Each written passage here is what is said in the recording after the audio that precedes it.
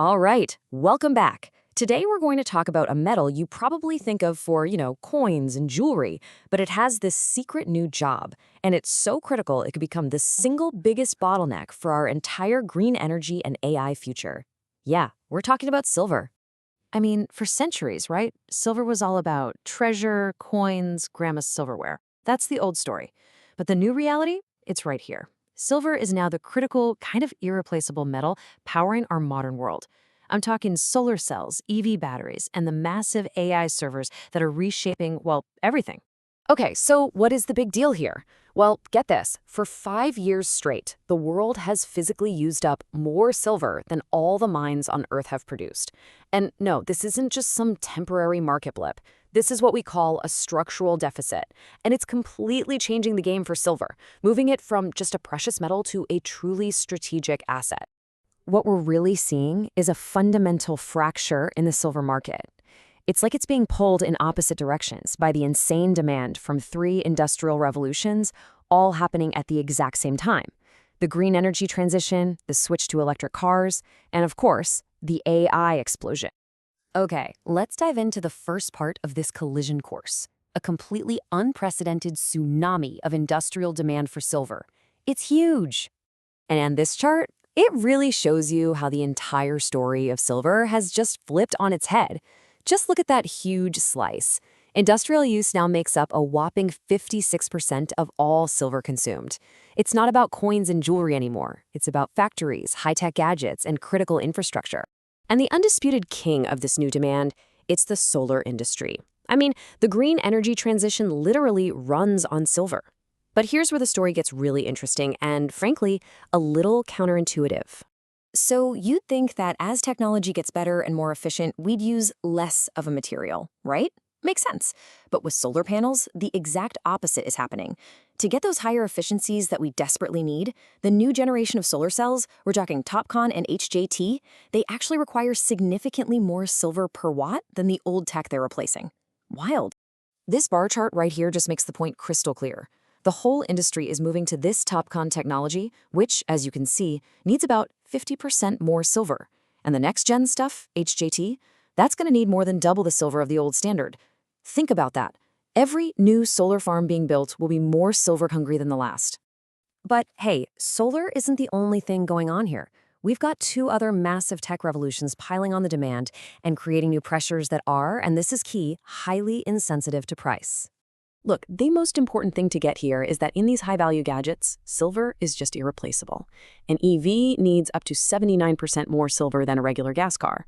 An AI server that costs, hundreds of thousands of dollars relies on just a few bucks worth of silver to keep from melting down. The cost of the silver is tiny, but its job is absolutely vital. So this demand isn't going to slow down, even if the price goes way up. All right, so that's the demand side. Now let's look at the other side of this collision, the immovable object. We're talking about a global mine supply that is shockingly rigid. For a mix of geological and political reasons, it just can't ramp up to meet this new tidal wave of demand.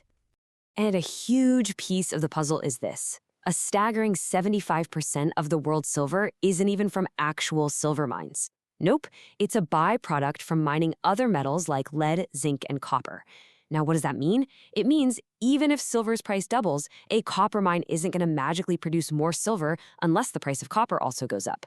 The supply is basically held hostage by other markets. And if those geological limits weren't enough, we've got a major political storm brewing in the single most important country for silver supply on the planet. I'm talking about Mexico. They produce a quarter of all the world's silver, and new government policies there are actively putting the brakes on future production. This new policy, let's call it the Doctrina Sheinbaum, has basically created a de facto ban on giving out new permits for open pit mines. Now, this is a massive deal because many of the world's biggest undeveloped silver deposits can only be mined that way. So this policy is effectively locking millions and millions of potential ounces of new supply in the ground. So let's look at what this actually means on the ground. You've got Project Cordero, right? A massive open pit deposit that could churn out 33 million ounces a year. It's now considered super high risk, basically stalled. Meanwhile, a smaller underground project called Panuco is probably going to get the green light because it avoids the ban. The policy itself is filtering out the biggest potential sources of new silver. It's incredible. So, there you have it. You've got this unstoppable force of demand crashing into an immovable object of supply. What happens next? Well, you get a massive, structural, and this is the scary part, widening gap between what the world needs and what it can actually get its hands on. And the scale here, it's just staggering. Just between 2021 and 2025, the total supply deficit, that's the amount of silver we used over and above what was mined, is projected to be 800 million ounces. Let that sink in. 800 million. So you might be asking, where did all that silver come from then? Well, we've basically been papering over this deficit by raiding the world's warehouses. We're draining the stockpiles in the big vaults in London and New York. But here's the thing. Those vaults are not bottomless. And when you look ahead, the problem only gets worse. These projections show it pretty clearly. The annual deficit isn't shrinking. It's set to grow year after year. We could be looking at a shortfall of over 300 million ounces a year by 2028. The gap is getting wider, not smaller. Now, the obvious question, right? Can't we just recycle more? Well, long-term, sure, but here's the catch. The single biggest new inventory of silver, all those millions of ounces going into solar panels today, is locked up. Those panels have a 20 to 30-year lifespan. That means that silver won't be available for recycling until the 2030s, maybe even the 2040s. It simply can't solve the deficit that we are staring at right now. So, all of these forces, this incredible demand, the tight supply, and that widening deficit, they all point to one single, inescapable conclusion about the future of this absolutely critical metal. The core takeaway is this. The market is going through a fundamental shift. We really have to stop thinking of silver as just some abundant, precious metal.